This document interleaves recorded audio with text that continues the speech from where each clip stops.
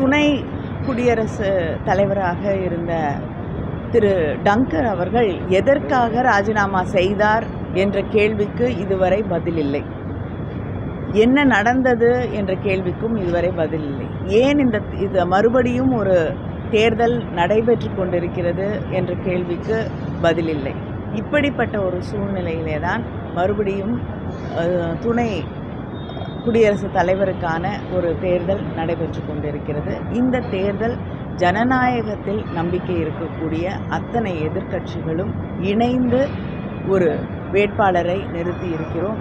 நிச்சயமாக இது ஒரு ஜனநாயகத்தை காப்பாற்ற வேண்டிய கட்டாயத்திலே இந்த நாடு தள்ளப்பட்டிருக்கிறது என்பதை அடிக்கோடிட்டு காட்டக்கூடிய ஒரு தேர்தலாக இந்த தேர்தல் அமைந்திருக்கிறது.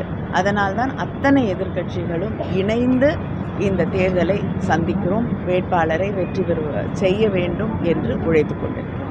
தமிழக முதல்வர் 2026 தேர்தலில் 200 தொகுதி வெல்வோம் என்று சொல்லிக்கொண்டார். அதே போல எடப்பாடி பழனிசாமி 210 தொகுதி நாங்கள் வெற்றி பெறுவோம் அப்படின்னு சொல்லியிருக்காரு. பரவாயில்ல, அவருடைய கனவுல கூட மற்றவங்களுக்கு சில தொகுதிகளை விட்டு கொடுத்திருக்கிறார். ஆனால் கனவுகள் எல்லாமே மெய்ப்படுவதில்லை. நிச்சயமாக இந்த கனவு வெறும் கனவாகத்தான் முடியும்.